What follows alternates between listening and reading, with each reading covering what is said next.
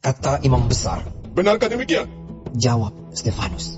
Hai saudara-saudara dan bapak-bapak, dengarkanlah. Allah yang maha mulia telah menampakkan dirinya kepada bapa leluhur kita Abraham ketika ia masih di Mesopotamia sebelum ia menetap di Haran, dan berfirman kepadanya, keluarlah dari negerimu dan dari sanak saudaramu dan pergilah ke negeri yang akan kutunjukkan kepadamu. Maka keluarlah ia dari negeri orang Kasdim, lalu menetap di Haran. Dan setelah ayahnya meninggal, Allah menyuruh dia pindah dari situ ke tanah ini, tempat kamu diam sekarang. Dan di situ Allah tidak memberikan milik pusaka kepadanya, bahkan setapak tanah pun tidak.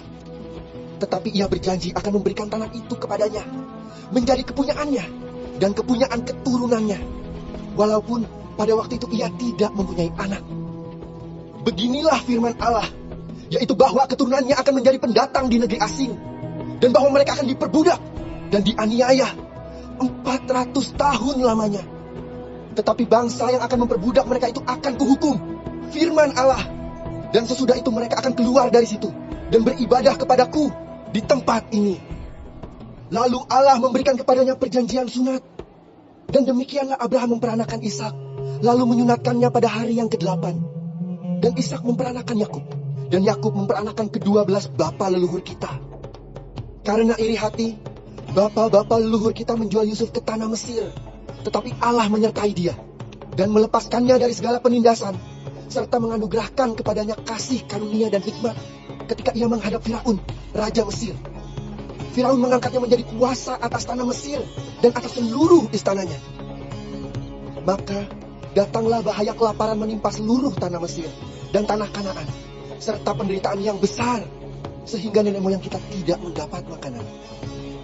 Tetapi ketika Yakub mendengar bahwa di tanah Mesir ada gandum, ia menyuruh nenek moyang kita ke sana. Itulah kunjungan mereka yang pertama.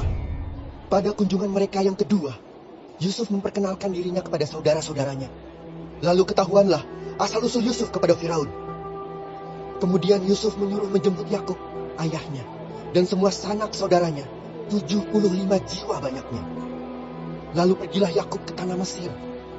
Di situ ia meninggal, ia dan nenek moyang kita. Mayat mereka dipindahkan ke Sikem dan diletakkan di dalam kuburan yang telah dibeli Abraham dengan sejumlah uang perak dari anak-anak Hemor di Sikem. Tetapi makin dekat genapnya janji yang diberikan Allah kepada Abraham, makin bertambah banyaklah bangsa itu di Mesir, sampai bangkit seorang raja lain memerintah tanah Mesir, seorang yang tidak mengenal Yusuf. Raja itu mempergunakan tipu daya terhadap bangsa kita dan menganiaya nenek moyang kita, serta menyuruh membuang bayi mereka, supaya bangsa kita itu jangan berkembang. Pada waktu itulah Musa lahir, dan ia elok di mata Allah. 3 bulan lamanya ia diasuh di rumah ayahnya. Lalu ia dibuang, tetapi putri Firaun memungutnya dan menyuruh mengasuhnya seperti anaknya sendiri. Dan Musa dididik dalam segala hikmat orang Mesir, dan ia berkuasa dalam perkataan dan perbuatannya. Pada waktu ia berumur 40 tahun, timbullah keinginan dalam hatinya untuk mengunjungi saudara-saudaranya, yaitu orang-orang Israel. Ketika itu ia melihat seorang dianiaya oleh seorang Mesir. Lalu ia menolong dan membela orang itu dengan membunuh orang Mesir itu. Pada sangkanya saudara-saudaranya akan mengerti bahwa Allah memakai dia untuk menyelamatkan mereka, tetapi mereka tidak mengerti.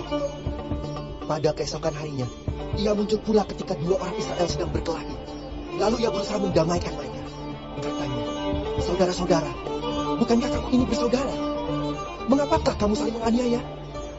Tetapi orang yang berbuat salah kepada temannya itu menolak Musa dan berkata, siapakah yang mengangkat engkau menjadi pemimpin dan hakim atas kami? Apakah engkau bermaksud membunuh aku, sama seperti kemarin engkau membunuh orang Mesir itu?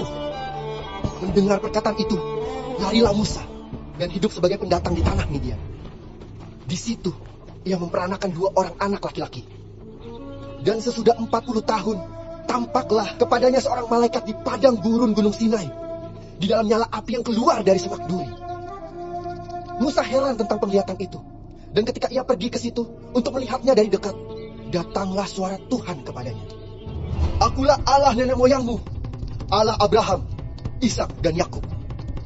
Maka gemetarlah Musa, dan ia tidak berani lagi melihatnya.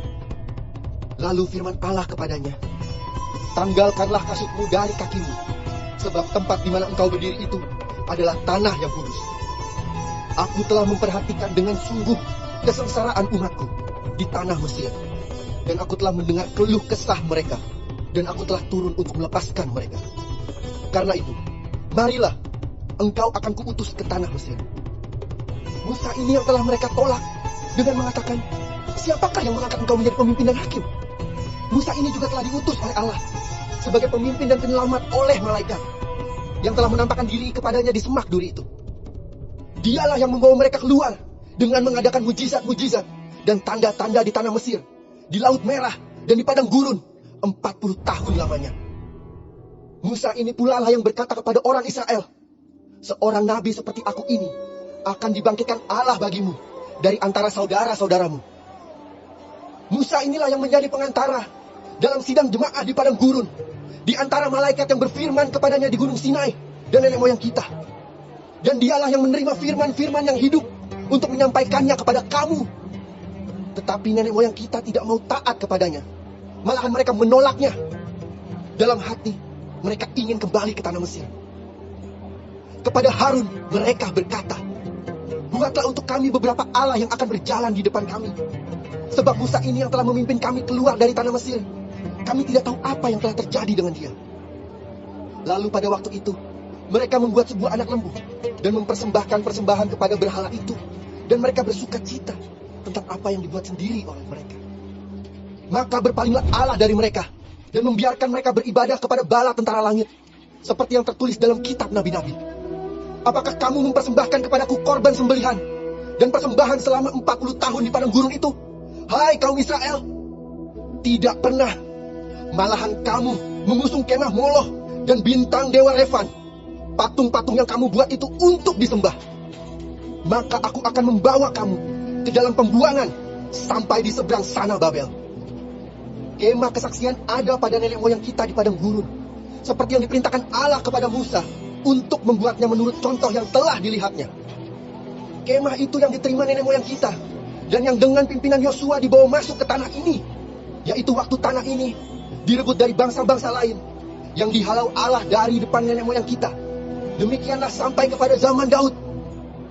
Daud telah mendapat kasih karunia di hadapan Allah, dan ia memohon supaya ia diperkenankan untuk mendirikan suatu tempat kediaman bagi Allah Yakub. Tetapi Salomo lah yang mendirikan sebuah rumah untuk Allah. Tetapi yang Maha Tinggi tidak diam di dalam apa yang dibuat oleh tangan manusia, seperti yang dikatakan oleh Nabi. Langit adalah tahtaku, dan bumi adalah tumpuan kakiku. Rumah apakah yang akan kamu dirikan bagiku? Demikian firman Tuhan. Tempat apakah yang akan menjadi perhentianku? Bukankah tanganku sendiri yang membuat semuanya ini?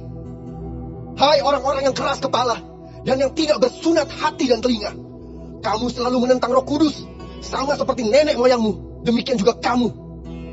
Siapakah dari nabi-nabi yang tidak dianiaya oleh nenek moyangmu? Bahkan mereka membunuh orang-orang yang lebih dahulu memberitakan tentang kedatangan orang benar, yang sekarang telah kamu hianati dan kamu bunuh. Kamu telah menerima hukum Taurat yang disampaikan oleh malaikat-malaikat, akan tetapi kamu tidak menurutinya. Ketika anggota-anggota Mahkamah Agama itu mendengar semuanya itu, sangat tertusuk hati mereka. Maka mereka menyambutnya dengan gertakan gigi. Tetapi Stefanus yang penuh dengan Roh Kudus menatap ke langit, lalu melihat kemuliaan Allah dan Yesus berdiri di sebelah kanan Allah. Lalu katanya, sungguh, aku melihat langit terbuka dan Anak Manusia berdiri di sebelah kanan Allah. Maka teriaklah mereka, dan sambil menutup telinga, serentak menyerbu dia. Mereka menyeret dia keluar kota, lalu melemparinya. Dan saksi-saksi meletakkan jubah mereka di depan kaki seorang muda yang bernama Saulus. Sedang mereka melemparinya, Stefanus berdoa. Katanya, ya Tuhan Yesus, terimalah rohku. Sambil berlutut, ia berseru dengan suara nyaring, Tuhan, janganlah tanggungan dosa ini kepada mereka. Dan dengan perkataan itu, meninggallah ia.